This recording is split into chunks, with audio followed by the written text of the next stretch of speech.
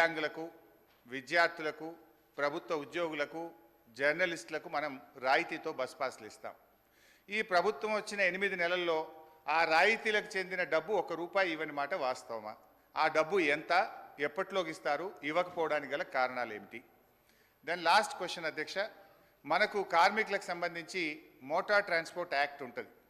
డ్రైవర్లు కానీ కండక్టర్లు కానీ 8 గంటల కంటే ఎక్కువ పని చేయకూడదని ఉంటుంది. ఇందులో మహిళా కండక్టర్లు కూడా ఉన్నారు. కానీ వాళ్ళని 16 గంటలు 18 గంటలు పని చేయించడం వల్ల పని ఒత్తిడికి లోనై దాదాపు కొన్ని వందల సంఖ్యలో కార్మికులు చనిపోతున్నమాట వాస్తవమా?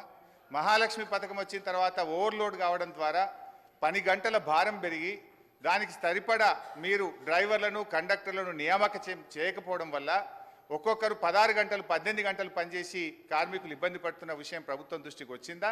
దానికి అనుగుణంగా కండక్టర్ల డ్రైవర్ల నియామకం ఎప్పట్లోగా చేస్తారు? పునరుద్ధరణ గురించి వాళ్ళకి ఏమవుతుంది? ఎవరు రద్దు చేసినారు, ఎందుకు రద్దు చేసినారో ముందు మీరు ఆ కార్మికులకు క్షమాపణ చెప్పి ముందు అడగండి ఒక్కసారి.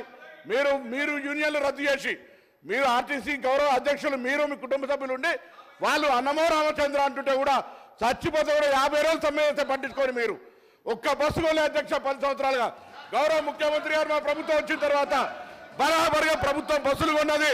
అంతేకాదు 2013 నుంచి పెండింగ్ లో ఉన్నటువంటి 280 కోట్ల బకాయిలను మేము బాండ్ రూపంలో ఉంటే ఇచ్చిన 80 కోట్లు పేమెంట్ అయింది. ఆన్లైన్లో యాజమాన్యం ఇతర అవసరాల గురించి కలుగుతా ఉంది. ఇంకొక మాట అడిగినారు అధ్యక్ష, మేము ఎన్నడూ మా ప్రభుత్వం వచ్చిన తర్వాత కార్మికులకు సంబంధించిన పిఎఫ్ కావచ్చు, కోఆపరేటివ్ సెస్ ₹1 ముట్టలే. 4,000 కోట్ల బకాయిలు వాళ్ళ సంస్థ కార్మికుల సొమ్ము వాడుకున్నారు అధ్యక్ష. ఇవాళ ఆర్టీసీ 7,000 కోట్ల అప్పులతోటి మాకు అప్పచెప్పితే ఈరోజు ప్రభుత్వం మహాలక్ష్మి పథకం కింద నెలకు 300 కోట్లు ఇచ్చారు అధ్యక్ష. ఇప్పటికే 70 కోట్ల మంది మహిళలు ప్రయాణం చేస్తే అధ్యక్ష 2,400 కోట్ల రూపాయలు ఆ మహిళల పేరు మీద వచ్చినటువంటి సొమ్మును 2,000 కోట్లను ప్రభుత్వం తరఫున ఆర్టీసీకి వారు ఎంతసేపు అడిగినా దానికి ప్రభుత్వం వైపు నుంచి స్పష్టమైన సమాధానం ఇచ్చిండ్రు. ఆ సమాధానంతో వాళ్ళు సంతృప్తి చెందకపోవచ్చు.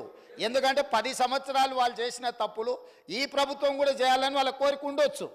కానీ ఈ ప్రభుత్వము ఒక నిర్దిష్టమైన ప్రణాళికతోని కార్మికులను ఆదుకోవాలని, ఆ సంస్థను బ్రతికించాలని, ఈరోజు ఆ సంస్థను ఆర్థికంగా బలోపేతం చేయాలి అని ఈరోజు అహర్నిశలు కృషి చేస్తుంటే వారు పదే వారి గతంలో ఆ కార్మిక శాఖకు గౌరవాధ్యక్షుడిగా ఉన్నారు. ఆనాటి ముఖ్యమంత్రికి ఈయనను ఎట్లా తొలగించాలనో అర్థం కాక ఆ కార్మిక సంఘాన్ని రద్దు చేసిండు. ఎందుకంటే ఈయనను తొలగించాలంటే ఏం చేయాలనో తెలియక వాళ్ళ అంతర్గత సమస్యలు వాళ్ళ ఇష్టం, వాళ్ళ కుటుంబ సమస్యలు వాళ్ళు ఏమైనా కొట్లాడుకొని, కానీ ఆ కార్మిక సంఘాలనే రద్దు చేసింది వాళ్ళ అధ్యక్ష. అట్లాంటిది ఇప్పుడు మళ్ళీ మొదటికి వచ్చి పాత తప్పులన్నీ కప్పిపుచ్చుకోవడానికి ఈరోజు కొత్తగా ఈ ప్రభుత్వం మీద బురద జల్లి మంత్రి గారిని బుల్డోజ్ చేసే విధంగా మాట్లాడడం ఏమాత్రం సమంజసం కాదు అధ్యక్ష.